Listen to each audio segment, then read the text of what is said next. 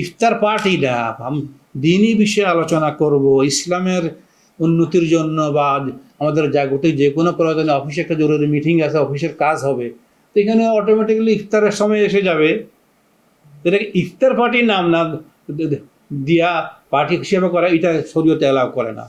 তবে হ্যাঁ, আমি অন্য যে আমার দৈনন্দিন জীবনে কাজ করছি, ওই সময় কাজ করতে করতে ইফতারের টাইম এসে পড়ছে, আমি একটা জরুরি অনুষ্ঠান করছি, বিবেচ্য হলো ওইটা, বিবেচ্য হলো ওই দিকটা।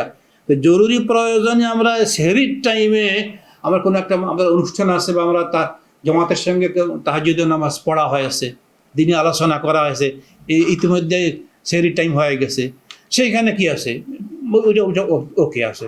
হ্যাঁ, কিন্তু শুধু সেহরি খাওয়ার জন্য আর পার্টি করব, ইফতার খাওয়ার জন্য পার্টি করব, এটা শরীয়তে এলাও না। কারণ ইফতারকে পার্টির জন্য ব্যবহার করা, এই যে বললাম ধর্মকে ব্যবহার করা, ধর্মকে বিভিন্ন কাজে ছুটাই নিয়ে ওইখানে ওই নামে ইয়ে করা।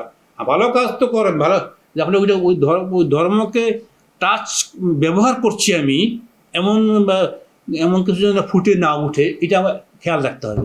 সারা বছর যে নামাজ পড়ে না, সেও মাহে রমজানের নামাজ পড়ে। অনেক কাছে ওই সে নামাজ একক তো না পড়লেও কিন্তু রোজা ঠিকভাবে পালন করে, অনেক আছে, কাজের লোক আছে, আমরা দেখছি বিভিন্ন সময়ে বিভিন্ন অপরাধ কর্মে জড়িত, এবং তার রোজাটা খুব ভাবে রাখে। তো এগুলো তো উপকার আছে। এখন এটা তো নাজায়েজ তা না, সে যে রোজা ফরজ, রোজা একটা পৃথক ফরজ, নামাজ একটা পৃথক ফরজ। একজনে যদি নামাজ পড়ে রোজা না রাখে, তার নামাজ হবে না এরকম না। নামাজের সব সে ওই ফরজের আপনারা দুইটা দায়িত্ব দেওয়া হয়েছে আপনার অফিস থেকে, এক দায়িত্ব পালন করছেন, এইটা আপনার ওকে, আরেকটা করেন নাই, সেটার জন্য শাস্তির মুখোমুখি হবেন। কিন্তু এক দায়িত্ব পালন করেছেন, আর একটা না করা, ওইটাও বাতিল। নো, এইটা এই শরীয়তে এরকম নাই। এই জন্য কেউ যদি ওই নামাজ পড়ে রোজা না রাখে, তার নামাজ হবে। আবার কেউ যদি নামাজ পড়ে না রোজা রাখে, তার রোজা পালন হবে।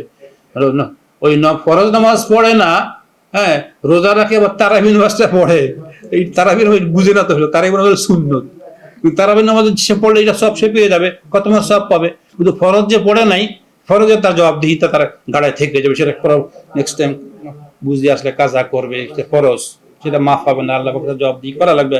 আল্লাহ দয়া করে মাফ করে তো সেটা ভিন্ন জিনিস, ভিন্ন প্রসঙ্গ, কিন্তু তার ফরজ জিম্মা থেকে যাবে। সেই কারণে যে তার তারাবি নামাজ হবে না, সেই নামাজ না পড়ে তার ফরজ রোজা শুদ্ধ হবে না, তা না। হ্যাঁ, কারণ তিনটা দায়িত্বের মধ্যে আমি দুইটা করলাম, ও দুইটা ওকে, একটা করি না, এটার জন্য তবা তাইদ করে হয়তো কাজা করলে, কাজা সিস্টেম থাকলে কাজা করব, ক্ষমা চাইব কর্তা ষষ্ঠা, আর আপনি নির্দেশ দিয়েছিলেন দুইটা করছি, একটা পারি নাই, মাফ করেন, আল্লাহ মাফ করে দিতেও পারে।